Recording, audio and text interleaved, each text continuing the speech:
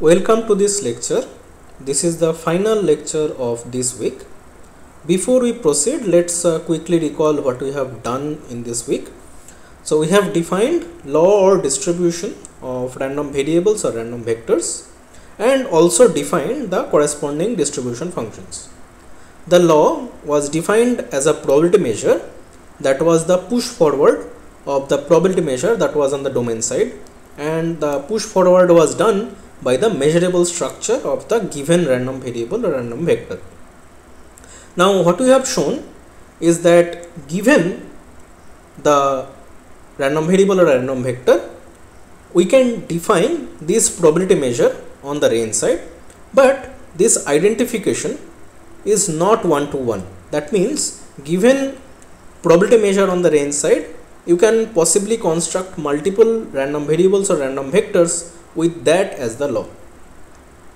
Okay, so we have obtained both sided correspondences, but we have to be careful when we want to go back from the probability measure to the random variable. This identification need not be unique.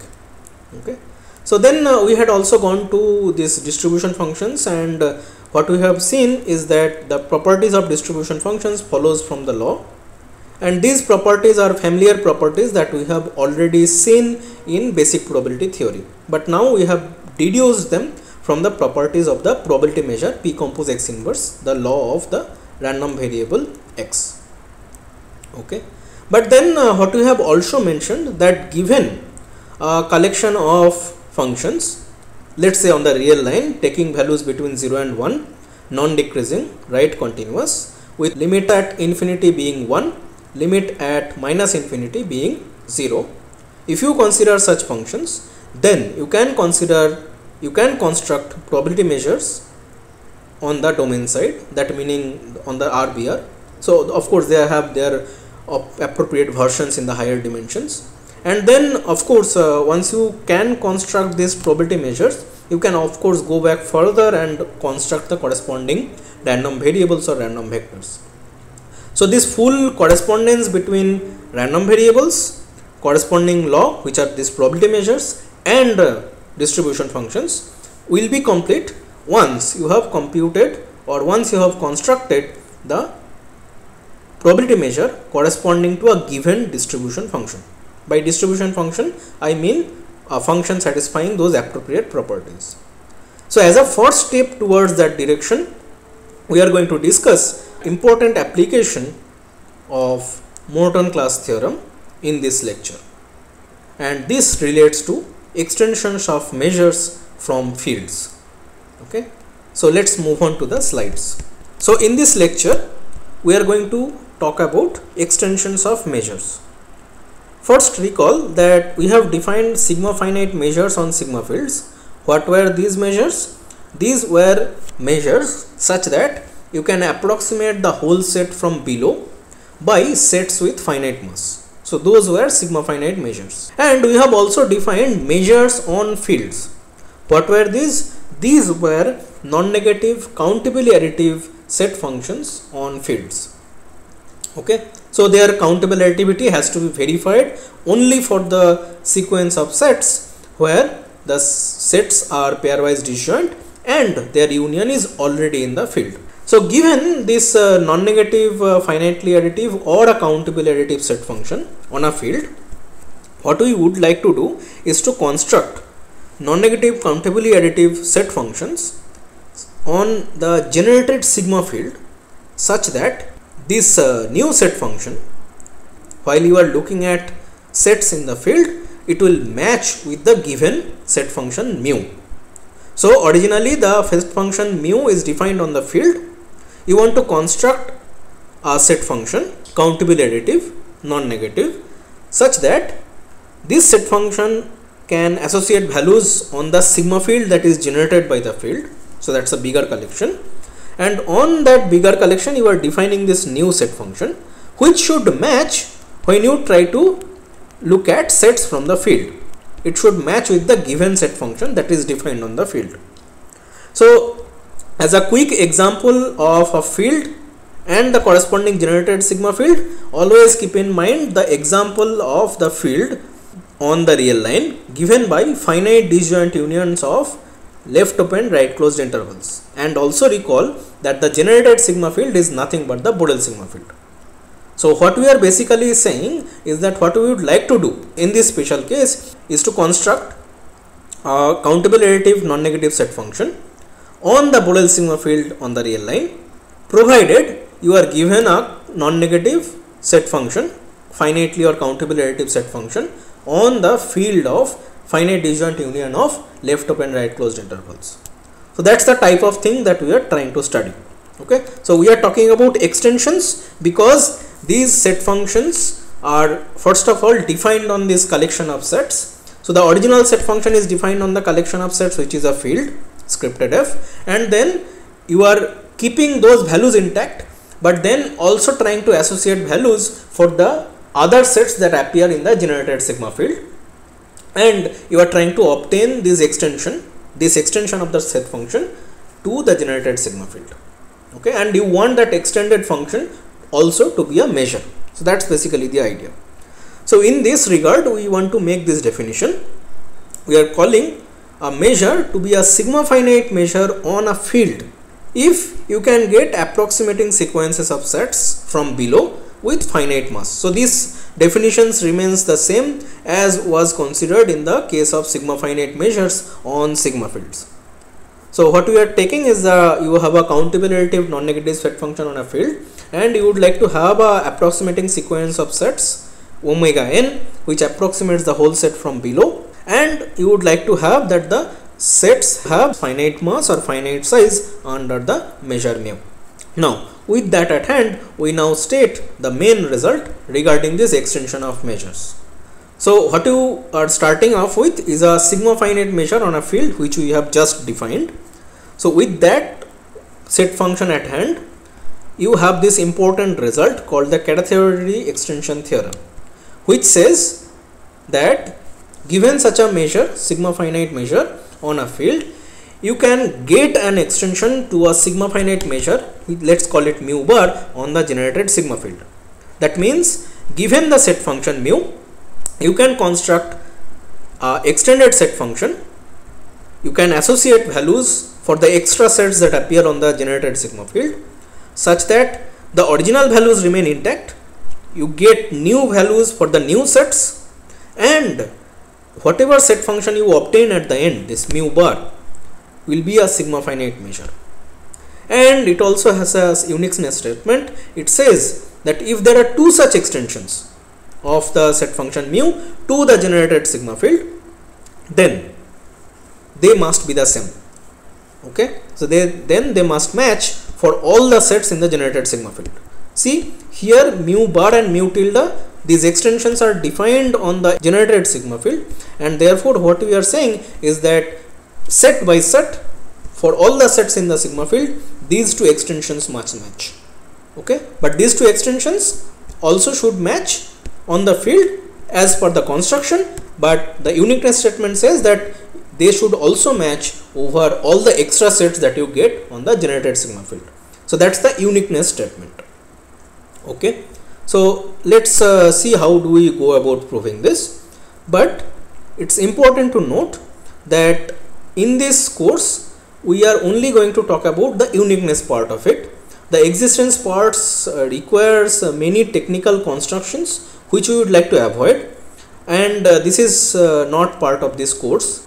Okay, so now what we are going to do is to look at the proof of the uniqueness, and we are going to assume that the existence statement holds. Okay, so let's break down the proof into several steps so that it's easier to follow. Okay, now we are going to continue with the notations. That means mu is a sigma finite measure on a field, and we would like to show that given two extensions mu bar and mu tilde, they will match on the generated sigma field. So as extensions, they already match with the given set function on the field. So mu bar and mu tilde agree on the field, but we would like to show that for all the extra sets that appear on the generated sigma field, the two extensions mu bar and mu tilde must match. Okay, so again we are going to split this proof into several steps. So the first case will be when you are talking about a probability measure. That means the given mu associates total mass as 1. So the whole set has total mass 1. Okay, Great. Then we will extend the case to the case of finite measures and finally to the sigma finite case. So let's split this, and the first result in this deduction therefore is proposition 3, which is about probability measures. So continue with the same notations, but assume that mu associates total mass 1. Okay, so omega has mass 1. Then we claim that the two extensions must match. So how do you show this? So to do this, what you do is that you look at this collection of sets, call it script epsilon. So this collection of sets is a sub collection of the sigma field generated by the field where the two extensions match. Okay, so when these two extensions match, you put that set in your collection. Alright, so note that this collection is non-empty because you already have the sets from the field agreeing, right? So for the sets in the field, you already have these two extensions match, so therefore this collection that you are starting off with, it's non-empty. So all that field is already contained in this script epsilon. But then note that the extensions that you are looking for, they are actually also probability measures on the generated sigma field. Why? Because the total mass that gets associated is exactly equal to 1, because omega is in the field, therefore these equality must hold, and therefore mu bar and mu tilde are probability measures on the generated sigma field. But now go back to week 2 and look at proposition 11, where you are talking about these sets of equal probability under different probability measures. Okay, so that was script epsilon again in that notation in proposition 11. To go back to this, so what we had shown was that such sets, this collection of sets will form a monotone class. Okay, so if you look at that, in this case also we have these two probability measures mu bar and mu tilde on the sigma field generated by the field scripted f. Okay, so there you have this structure that's where the two measures agree, that collection of sets is a monotone class. But then since this monotone class contains this field, use the monotone class theorem and claim that the sigma field generated by the field is contained in this collection. But by definition, your collection was already a sub collection of sigma field generated by the script f, right? So let's go back again. So you had started off with this sub collection where these two probability measures agree. Alright, so therefore script epsilon, whatever it is, it's already a sub collection of the sigma field generated by the field, and therefore you have the exact equality, and which will tell you that for all the sets these two measures must agree. Okay, so that completes the proof. Now before we go forward and extend this result for the case of finite and sigma finite measures, it's an important point to note that the monotone class theorem is being applied here. And you should note that any monotone class containing this field f contains this sigma field generated by the field f, right? So that was the statement of the monotone class theorem. So if a monotone class scripted m contains the field, then the monotone class also contains the sigma field generated by the field. So that was the monotone class theorem. But now you also note that sigma field generated by the field is a sigma field, and itself it is a monotone class. Sigma field supports countable unions and countable intersections. In particular, it will support countable increasing unions and countable decreasing intersections. Therefore, sigma field generated by the field is a monotone class. Therefore, what you observe is that among all the monotone classes containing the field, this sigma field generated by the field f, that is the monotone class, also containing the field f, and this monotone class sigma field generated by the field f is contained in any arbitrary such a monotone class. That means sigma field generated by the field f is the minimal monotone class with the property that it contains the field f. So sigma field generated by the field contains the field, it's a monotone class. First point. Second, any general monotone class containing the field must contain the sigma field generated by the field. So therefore the minimal monotone class containing the field is the sigma field generated by the field itself. Alright, so this is an important observation. So now we go to the other cases when we try to extend the result from probability measures to the case of finite measures. Okay, so again continue with the same notations that mu is a sigma finite measure on a field, and you have two extensions mu bar and mu tilde to the generated sigma field. And you assume that mu associates finite mass to omega. So mu of omega is finite. So given that, you want to show that the two extensions agree. So how do you show this? So consider these two set functions now. What are these set functions? So I denote them by subscript 1. So I am given mu bar and mu tilde, and I am defining two new set functions. The first which is denoted as mu bar or subscript 1. The second one is denoted as mu tilde 1. Okay. So these are the two set functions that we define. So how do you define it? Again, you look at mu bar of omega and mu tilde of omega. Remember that these two quantities that you are looking at, they will match. Mu bar of omega and mu tilde of omega, they will match and match with mu of omega. Alright, and in all of these we typically will assume that mu of omega is not 0. So it's not the 0 measure that you are looking at. Alright, so again your underlying hypothesis will always be that mu bar of omega and mu tilde of omega, they are agreeing by the hypothesis and agreeing with mu of omega, and which is not 0. Okay, so that is some positive quantity, and therefore you can divide by that positive quantity. So what you do, you scale all the measures of the sets mu bar by the total mass. Okay, so that's what you do. And remember, by proposition 4 of week 2, that these will give you a probability measure. So you scale a finite measure, divide it by the total mass, you get back a probability measure. So that was proved in proposition 4. Okay, so if you now construct these set functions mu bar subscript 1 and mu tilde subscript 1, these are now probability measures on the generated sigma field.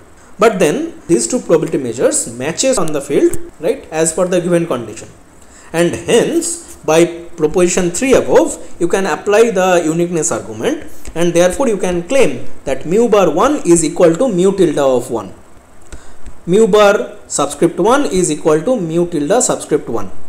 Alright, and then from that you can easily conclude that mu bar and mu tilde must match. So first you prove that after you scale the mu bar and mu tilde, you get probability measures, then you observe that they match, apply the previous result, get the equality of mu bar subscript 1 and mu tilde subscript 1, and from that you conclude the equality of mu bar and mu tilde. Okay, so that is the proof. So try to write it down. I have already explained the major steps. Okay, but then how do you extend it to the case of sigma finite measures as in theorem 1? Okay, so here mu is a sigma finite measure on the field, and you are looking at mu bar and mu tilde, which are again of course two sigma finite measures on the generated sigma field, and you would like to claim that they will match throughout the sigma field. Okay, so how do you show this? You scale it down to finite measures case by using sigma finiteness of the given measure. So what do you do? Since mu is sigma finite, you will get this sequence of sets omega n increasing to omega, and omega n has finite mass according to the measure mu. Now observe that omega n also will be giving you an increasing sequence of sets in the generated sigma field, with the fact that mu bar of omega n and mu tilde of omega n are finite, right, because omega n's are in the field, and therefore mu bar and mu tilde must match on the agree with the values with mu on these sets. Okay, so therefore you get this increasing sequence omega n again in the generated sigma field, and there you have that mu bar and mu tilde associates finite mass to this omega n, and therefore mu bar and mu tilde are also sigma finite measures on the generated sigma field, right. So this was of course mentioned in the statement, but we just clarified this issue as part of the proof. Alright, but then you would like to say that these two matches, okay, these mu bar and mu tilde matches. So how do you show this? You now consider restricted versions of the set functions mu bar and mu tilde. Call them mu bar subscript n, mu tilde subscript n. Okay, so what is this? So given this n, which is some natural number 1, 2, 3 and so on, what you define is this mu bar subscript n for any arbitrary set in the generated sigma field. You look at A intersected with omega n. Okay, so since A intersection omega n is a subset of omega n, and omega n has finite mass, A intersection omega n also has finite mass under mu bar. Similarly, A intersection omega n has finite mass under mu tilde, right. So therefore, when you define mu bar subscript n and mu tilde subscript n, they will be finite measures on the generated sigma field. Okay. So now go through these steps. So the first step that you are going to show that mu bar n and mu tilde n defined as some kind of a restrictions of the original given set functions mu bar and mu tilde. These restriction kind of functions, these give you finite measures on the generated sigma field with the total mass agreeing. Okay. Once you have that, you apply the finite measures case to claim that these two finite measures must match on the generated sigma field. Once you have that, go to the third step. You can now use the continuity from below property for mu bar and mu tilde to claim that from the equality of mu bar n and mu tilde n, you can show the equality for mu bar and mu tilde. How? As long as mu bar n and mu tilde n agree for all the sets in the generated sigma field, you are saying that mu bar of A intersection omega n matches with mu tilde of A intersection omega n. So I am making use of that equality. But then use the continuity from below of mu bar and mu tilde. Okay, and use the fact that omega n increases to the whole set. So therefore A intersection omega n increases to the set capital A. A intersection omega n increases to the set capital A. So therefore use the fact that mu bar of A intersection omega n and mu tilde of A intersection omega n agree, and let n go to infinity, then the limits will also be the same, and that will give you mu bar of A on one hand and mu tilde of A on another hand. Okay, so you are using continuity from below to go from this finite measures case to the sigma finite measures case. Okay, so I have already explained the steps. Please try to write it down and conclude the proof. Alright, so now a few comments before we stop. So using this categorical extension theorem, we are going to discuss the construction of probability measures corresponding to distribution functions. So here distribution functions is under quotes, and what do we mean by these type of functions? We mean that these are functions defined on the real line, taking values between 0 and 1, are non-decreasing and right continuous, have limits at infinity and minus infinity, the values being 1 and 0. Okay, for such functions you are going to construct probability measures, and one of the important steps will be the Carathéodory extension theorem, as we have discussed here. Then that will finish that correspondence between distribution functions and the corresponding probability measures. Okay, all right, and that will complete the correspondence between random variables or vectors, the corresponding laws, the corresponding probability measures, and the distribution functions. Okay, so again all of these results that we are stating initially will be stated in dimension 1 for simplicity, but appropriate versions can be proved for the d-dimensional case, as we will discuss in the next week. Okay, all right, and important thing to note is that corresponding to distribution functions you are constructing probability measures. Okay, and this construction is actually a part of a more general construction where you can construct more general types of measures which will help us talk about absolutely continuous random variables. This we are going to see later on. Okay, so first, when we start the discussions in the next week, we are going to concentrate on the connection between distribution functions and probability measures. Okay, so this discussion will be done in the next week. We stop here.